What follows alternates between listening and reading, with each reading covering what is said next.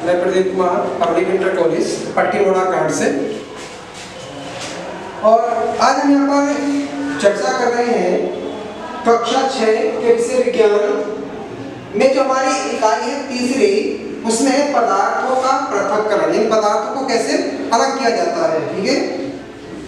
और उसके साथ साथ हम यहाँ पर जानेंगे पृथक्करण का आधार एवं पृथक्करण की विधियां, ठीक है। और यहाँ सब विधियों के बारे में चर्चा करेंगे। तो बच्चों, जैसे मैंने इससे पिछले लेक्चर में आपको बताया था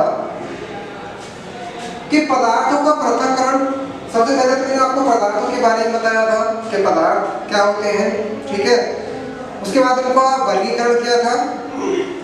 वर्गीकरण करने के बाद इसमें हम चर्चा कर रहे थे इससे मिश्रण की थी हमने, ठीक है। समान और विषवांग मिश्रण की, समांगी मिश्रण और विषवांगी मिश्रण की चर्चा इसके अंदर हम कर चुके हैं, ठीक है। फिर बात आती है हमारी कि जो पदार्थ है उसका पृथक्करण क्यों आवश्यक है, ठीक है। तो हम यहाँ पर इसकी शुरुआत करने से पहले थोड़ा सा ये जान लेते हैं इसका कि पृथक्करण क्यों आवश्यक है।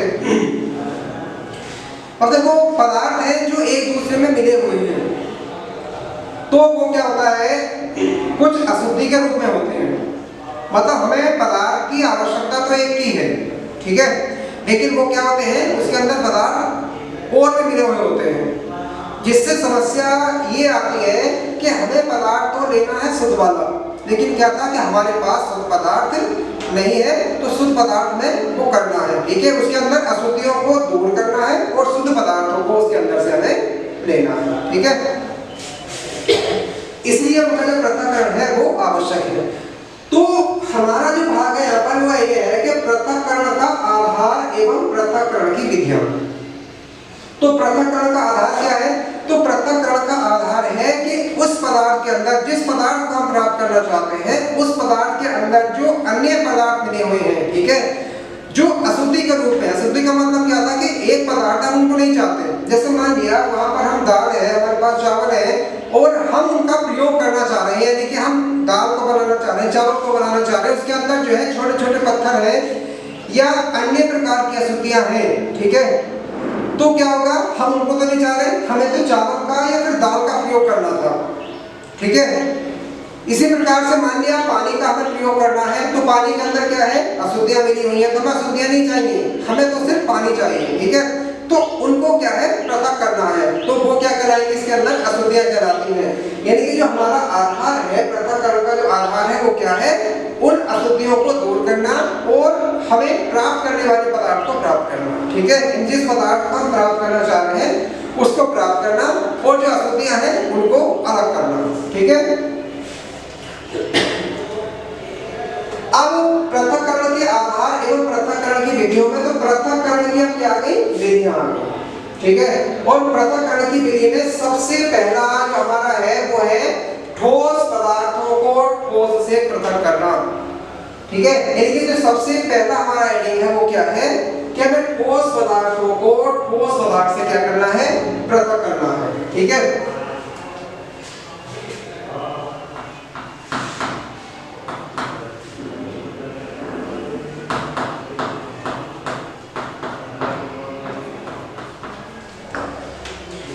तो ठोस पदार्थों को ठोस पदार्थों से पृथक करने में सबसे पहला जो मैंने यहाँ पर निकाला है कि इन वाली विधियों के अंदर वो क्या है, फटकना,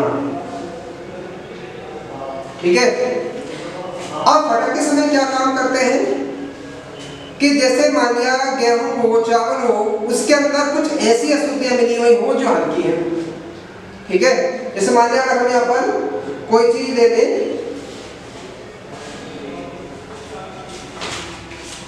थोड़ी देर के लिए इसको हम मान लिया वाला कि कोई फटकने की चीज है, तो हमने क्या काम कर दिया, यहाँ पर इस वाले हिस्से को ले लिया, यानी कि कुछ इस तरह के प्रकार के पदार्थ ले लिए जिसको यहाँ पर, जैसे मान लिया चावल, क्योंकि अभी तो खैर वो नहीं है, लेकिन अगर यहाँ पर जैसे होता है घर पर देखा होगा उनमें छाछ होते हैं, तो उन पर क्या काम करते हैं, यहाँ पर पदार्थ को डाल दिया जाता है, इस प्रकार से उसको ऐसे करके डालते हैं, तो इससे क्या होगा कि ये ऊपर और नीचे इस प्रकार से जाता है, ठीक है। इससे ये होगा कि जो पदार्थ भारी है, जैसे मान लिया अगर हम गेहूं को या फिर चावल को पृथक करना चाह रहे हैं हल्की भूसी वगैरह से, ठीक है, जो मतलब उसके अंदर हल्की अशुद्धियां हैं, तो उसको अगर हम अलग करना चाह रहे थे, इस तरीके से इसको ऊपर नीचे करते हैं, इन छाछ को लेकर के ऊपर नीचे करते हैं, ठीक है, तो उससे क्या हो जाता है, जो भारी चीजें हैं, ठीक है, जैसे चावल या गेहूं, वो तो आ जाएगा कहां पर, इस पर वापस। और जो अशुद्धियां होंगी, जो हल्की अशुद्धियां होंगी, वो कहां चली जाएंगी, वो दूर चली जाती हैं, ठीक है। तो इसका फायदा क्या है हमारा, कि हमारा जो चावल था या फिर जो गेहूं है, ठीक है, वो साफ हो गया और जो हल्की अशुद्धियां थी वो दूर चली गई, ठीक है। तो ये क्या होता है हमारा फटकना, ठीक है। इसी के बाद इसके अंदर आता है ओसाना।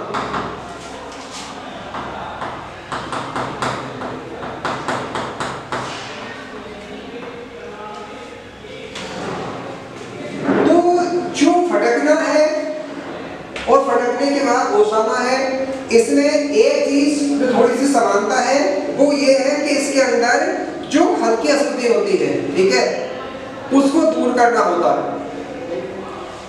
अब दोनों के अंदर अंतर क्या है, फटकने में और ओसाने में। देखो जब फटका जाता है, जैसे मैंने बताया अभी पेपर हमने लिया था, ठीक है, और पेपर को हमने क्या काम करा, इस प्रकार से लेकर के जब हमने अपनी अशुद्धियों को लिया और इस प्रकार से डाला, तो उससे क्या हुआ कि यहाँ पर जो पदार्थ, ठीक है, भारी था वो तो यहीं पर गया और बाकी जो अशुद्धि थी, ठीक है, वो इस प्रकार से करने पर दूर चली गई, सही है। अब दूसरी चीज यहाँ पर आती है ओसाना। तो ओसाने में क्या होता है कि यहाँ पर पदार्थ को ऐसा ना करके पदार्थ को दूसरी तरफ कहीं पर या तो ऐसी जगह पर खड़े होते हैं जहाँ पर हवा चल रही है, ठीक है, या फिर मान लिया अगर हवा नहीं चल रही है तो हम क्या काम करते हैं, मान लिया हवा नहीं चल रही है हमारी, तो वहां पर हम पंखा, मतलब कोई बड़ा पंखा, इस प्रकार का कोई चीज वहां पर लगा देते हैं और फिर हम क्या काम करते हैं, पदार्थ को लेकर के जिसको शुद्ध करना होता है आराम से नीचे की तरफ को करके डालते हैं, ठीक है। जैसे ये वाला रास्ता दे रखा है तो उसको क्या करेंगे, पदार्थ यहाँ पर लिया हुआ है तो उसको नीचे की तरफ को डालना शुरू करेंगे, पदार्थ नीचे की तरफ को गिरेगा, ठीक है, तो उससे क्या होगा कि जो हवा चल रही है, यानी जिसको हमने पंखा लगाया है या फिर प्राकृतिक रूप से हवा चल रही है, तो वो क्या काम करेगी कि जो हिस्सा भारी होगा वो तो गिर जाएगा नीचे की तरफ, ठीक है, और जब हवा चल रही है तो जो हिस्सा हल्का होगा वो जाएगा उड़ करके दूर, ठीक है, तो वो दूर चला जाता है और जो हिस्सा भारी होता है वो वहीं पर गिर जाता है, सही है।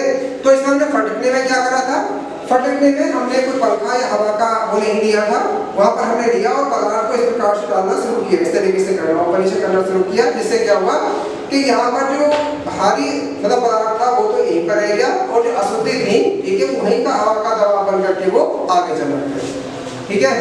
तो इसमें ये अंतर आया।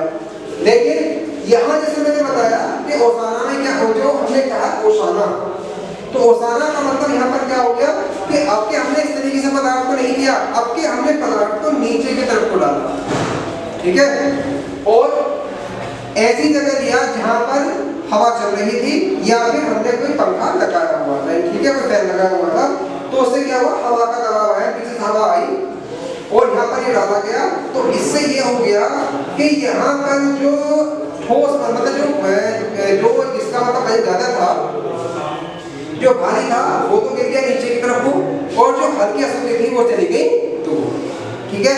तो इस प्रकार से हमने यहाँ पर क्या कर लिया, पहला हमने ले लिया था फटकना, दूसरा ले लिया ओसाना।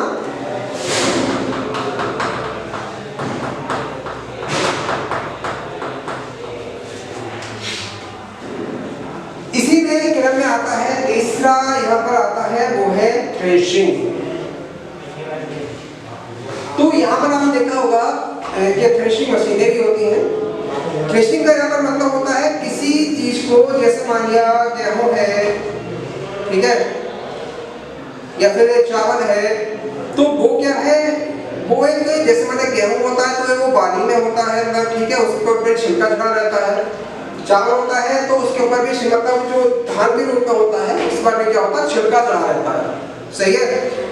अब क्या करना है कि उस वाले छिलके को दूर करना होता है। क्यों कर रहे हैं? क्योंकि हमें जो है या तो चावल का प्रयोग करना है या फिर गेहूं का प्रयोग करना है, तो हम उसकी जो गेहूं की बाली है उसके रूप में प्रयोग नहीं कर सकते। जो चावल था हमारा, चावल के ऊपर भी क्या था, ठीक है, वो धान के रूप में जब वो है तो उसमें क्या है, छिलका चढ़ा हुआ है। तो हमें क्या करना होता है, हमारे उस छिलके को वहां से क्या करना है, अलग करना है, सही है। तो छिलके को अलग करने के लिए हम क्या काम करेंगे वाला उसको, ठीक है, थ्रेशिंग का प्रयोग करेंगे।